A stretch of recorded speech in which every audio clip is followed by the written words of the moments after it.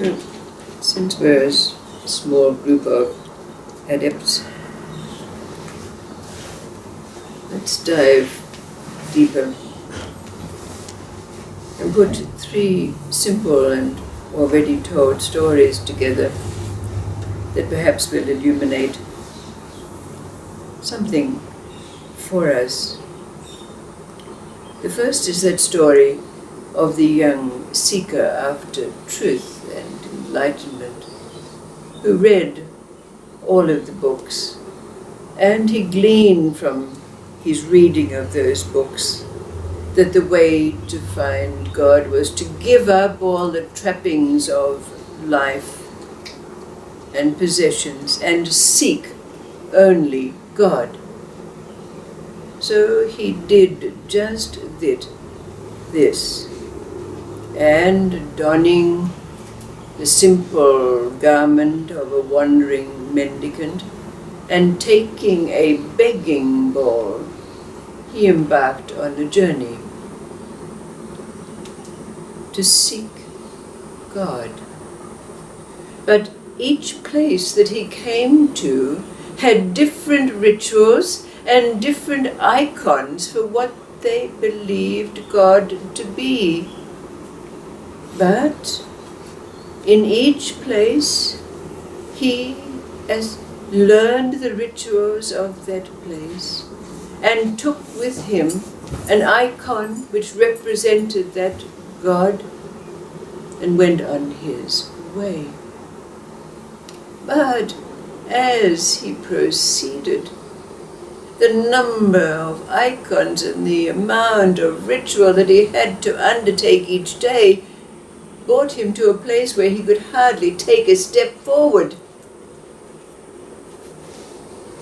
And then one day, as he was walking the road, he met an old monk. And the old monk asked him what he was about, and the being responded by telling him what had transpired and how he was hardly able to make any progress because he was so weighted down by the icons that he carried and the time that it took to complete all the rituals. And so the old monk said to him, "Well, why don't you bang these icons together, and whichever ones remain, you follow those rituals?" And so he did. He began each day to bang the various icons together, and he found, of course, that they just crumbled into dust, until finally he had only one icon left.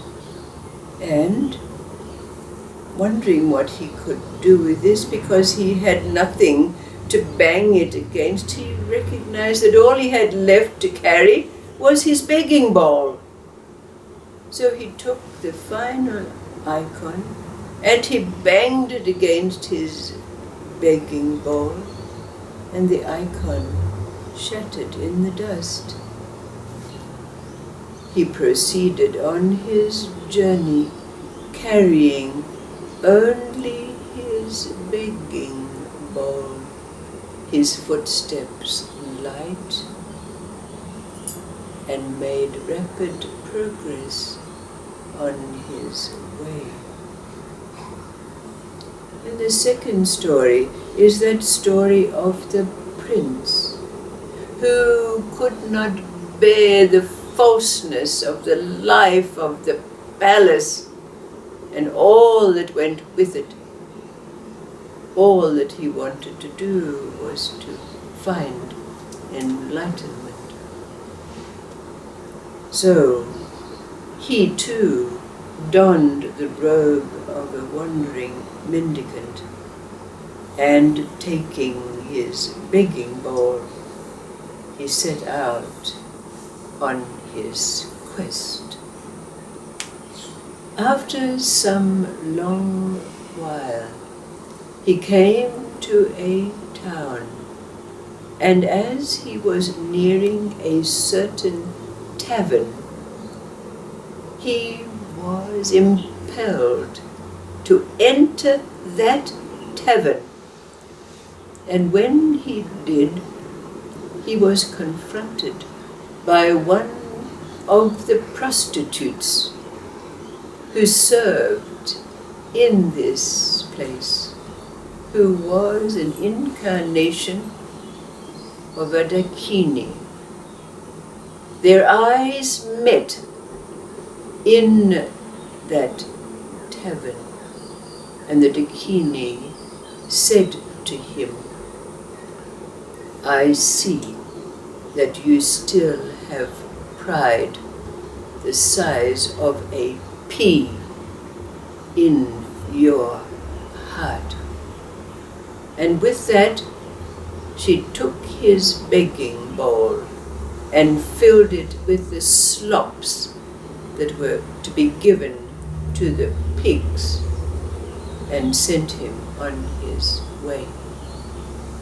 As soon as he left the tavern door, the smell, the rancid smell of the slops in his begging bowl turned his stomach, and he threw them in the gutter. The Dakini was looking out of the window and said, I told you that you still had pride.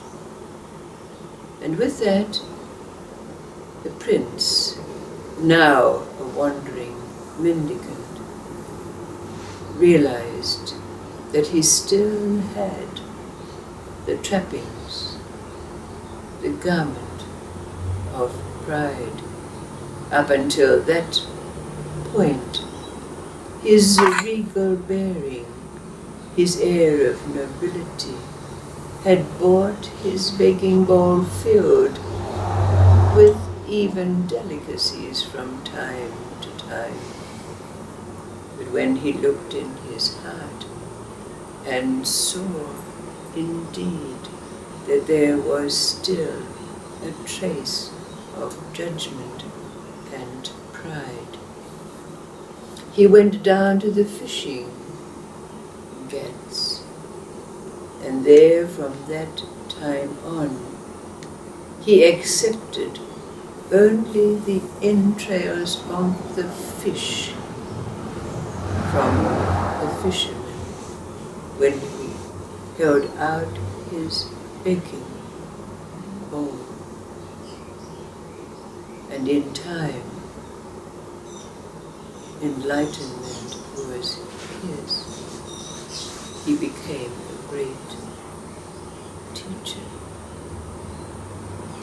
And then the final story is that story about the abbot of the monastery, who noted that when the monks were sent out, as it was part of their training, into the streets with their begging bowls, carrying their little bells and their drums, that they came back to the monastery with empty bowls because they were embarrassed. So they hid in doorways. They hardly tinkled their bells or beat their drums.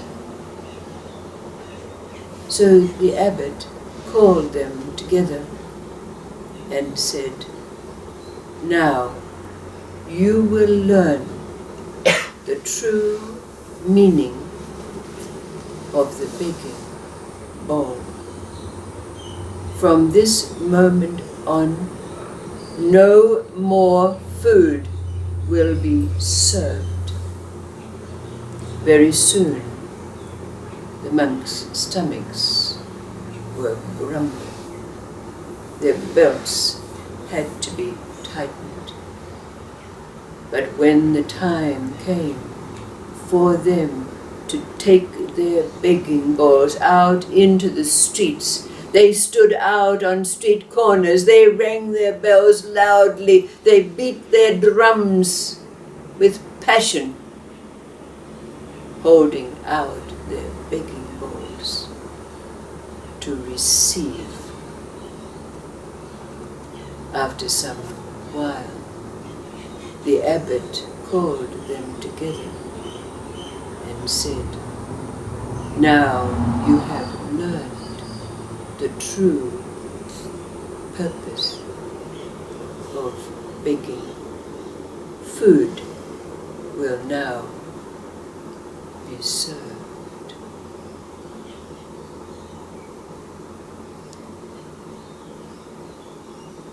Putting these three simple stories together,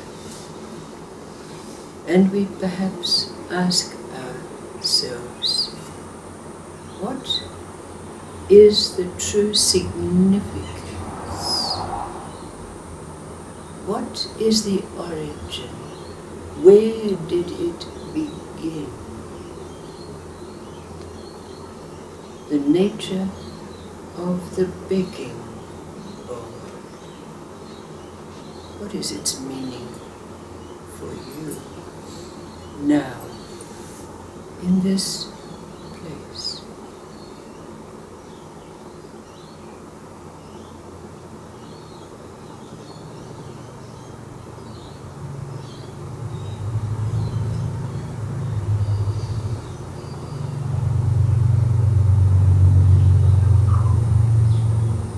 Is it indeed hunger? Or is there something more significant to the nature of the begging